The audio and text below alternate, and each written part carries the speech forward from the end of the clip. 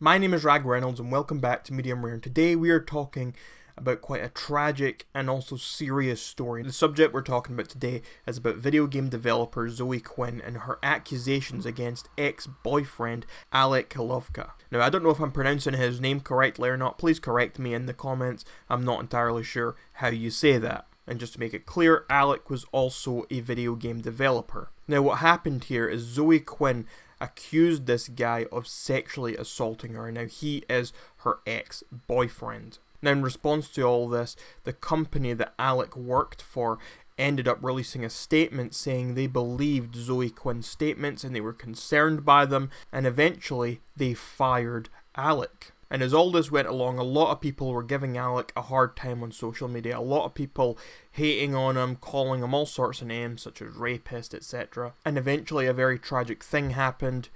He took his own life. Now, I'm not here to take sides. I'm just here to first tell you those facts. The fact that he was accused of something, he was fired, he had a lot of hate against him, and then he killed himself. That's the first thing I want to establish. Those are the main facts. I also want to establish he was never found guilty of anything. There have been testimonies on both sides. A lot of people doing their usual response saying they should believe survivors and people who come out with their stories. And as usual, there are also people on the other side saying we shouldn't just believe anything that's being put out there. We should wait and innocent until proven guilty, essentially. But what I want to talk about more in this video specifically is about the consequences of actions, the consequences of accusing someone of something like this, regardless of whether it is true or whether it's false, and the consequences of social media and hatred and all these other things. So immediately my first thoughts, without saying whether I think he's innocent or whether he's guilty, I find it absurd that he was fired because he was simply accused of something. And I maybe I'm going to get hate for this, maybe this is an unpopular opinion, but I don't think anyone should lose their job just because they were accused of something. This happens all the time. We see the hate mob jumping on and saying this guy did this person did this, and suddenly they lose their jobs, their lives are ruined, all because one person made an accusation against them that was never proven, that was never actually dealt with. I mean, it's different if the accusation is taken further and steps are made in court, or things are put forwards and progress is made, and then you decide, okay, we don't want to associate with this person. But to release someone from their job, their livelihood, simply because some person made an accusation against them, to me, that's not right. Anyone could get on the internet and make an accusation about someone, and what if we just to immediately just think, okay, well, let's fire that person for that. But I can understand why the companies do it. The companies aren't doing it because they believe that Zoe Quinn, for instance, is a victim and that she's telling the truth. The companies are doing it because they don't want any bad publicity. The companies fire people because they don't want this hate brigade coming to them saying, why are you still employing this individual? Why are you still giving this person a place to make a living? Do you sympathize? Are you an enabler? That's why these companies let people go after accusations have been made. That is why. Because they don't want the bad publicity. Because they want an easy life. I think it's great when people come forwards with their stories. I think the premise of stuff such as Me Too is great.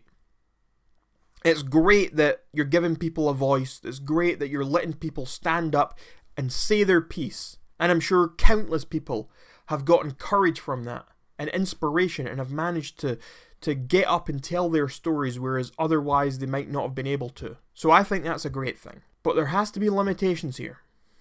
We have to be sensible. And when you go from Me Too into what is known as cancel culture, these are two sides of the same coin. But cancel culture, I don't think is a good thing. We are cancelling everyone for everything. And a lot of the time it turns out people are innocent, but they've had their lives ruined already. It's not a good thing. Intentions are good, yes. But it's a bit too straightforward sometimes.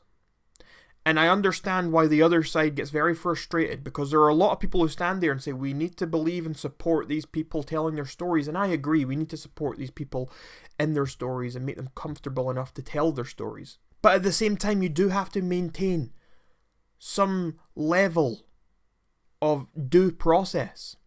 Some aspect of innocent until proven guilty. It is very important we do that, because without that, then everything's a witch hunt. Everything is, I say this, so it must be true, and people are just destroyed. And that's not right either. And it's a very difficult balancing act to get that right. I'm not sure what the answer is here.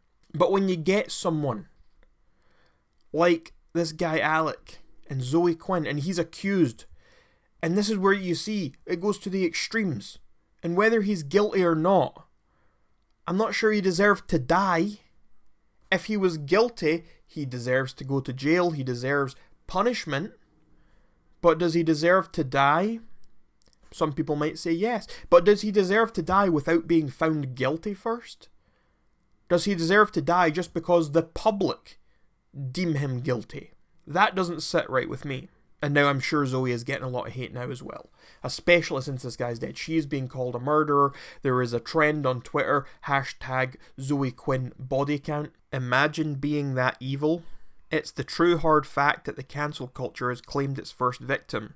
Nobody willing to hear his side of the story, abuser or not. He paid his life for that. No matter how people trying to silence the fact that she had blood on her hand, it's still out there. The amount of white knights that defend Zoe Quinn would be enough to invade the Holy Land. These supporters, many of whom can be found at Reset Era, harassed Alec to the point that he sadly committed suicide, and Twitter was mad. The general consensus was that maybe Quinn should have gone to the proper authorities instead of Twitter for whatever reason. F Zoe Quinn, if you drove a man to suicide with a rape allegation that was untrue, you should be in jail. Men need to avoid working with Zoe Quinn. She is toxic to them. Don't risk it. The people believing a pathological liar, a crook, and an attention-seeking succubus who literally slept her way to the top and profits off victim blaming, proven, not alleged, unlike her allegations, are effing sick in the head. She's 100% responsible for this. Shame on you. I hope justice will prevail. And I'm going to make one thing clear. I'm not a fan of Zoe Quinn. I've seen some stuff about her before, and I must say, she doesn't seem like a great person to me. But I don't want to make this video about her character. I don't want to make this video about taking sides. I'm just very concerned here that there is a culture being created where people are being driven to suicide because of allegations that are put out there that aren't true or false. Nothing's been proven. Just allegations are out there. And a man feels that he has no better way to deal with it than to take his own life. That's not right to me. It's just not right. And we have allowed this culture to manifest. We've allowed this to become the norm through cancelling people over and over again. Just saying guilty until innocent. And again, I want to emphasize, it's very, very important that we don't brush aside people who come out with their stories. We need to listen to them. We need to be supportive of people who want to tell their stories.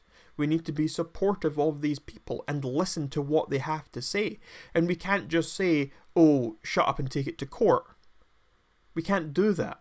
Yes, they should take it to court, but we should also listen as well, and it's their right if they want to take it to a public forum at the same time. I think there's a bit of both there. It's not just one or the other. It's a very complex issue, and it's saddening to know that this man is gone without even getting the chance to tell his side of the story. He got fired from his job and he lost everything. I mean, his sister came out and she made a statement, and she had said that she believes survivors. I've always done everything I can to help survivors, those suffering from mental illness and those with chronic illnesses. Aileen goes on to say that her brother suffered from abuse and battled mental illness and a personality disorder during his life. She describes her brother as someone who wanted only to offer people care and kindness. It took him a while to figure out how. Aileen said that he became a new person in recent years thanks to a combination of therapy and medication. Aileen claims that he was a happy, positive and loving person. In the wake of the allegations made by Zoe Quinn, Aileen said that her brother had been receiving support from the Manitoba Crisis Services. Aileen adds the family tried their best to support Alec, but in the end he felt he had lost too much. The statement finishes with the words, "For anyone who is in a time of darkness, I encourage you to reach out for support. There are always people who will be there for you." I'm not sure there are any winners here. Everyone emerges from this as a loser. It's a tough one. And every time I think about the story, my opinion changes drastically. Before I started recording this video, I was thinking, oh, well, I'm entirely against Zoe Quinn, and I think what she is responsible for this man's death. But then I started recording the video, and the more I think about it, I'm like, well, really, you can't hold someone accountable, can you? She's just coming forward with a story that may be true. I don't know. And I'm sure my opinion will change again before I upload this video. I'm just very back and forth here. So I'll pass the question off to you. What do you think here? Are you on a side? What do you think? Do you think cancel culture and Me Too has gone too far? I definitely think that these things have overstepped the mark. I think that's undoubtable that the likes of Me Too and cancel culture have overstepped the mark, and I think that's been the case for a long time now. A long time. Do you think Zoe Quinn is responsible for this? Let me know in those comments down below. And until next time, my name is Rag Reynolds, this was Medium Rare, and your welcome, society.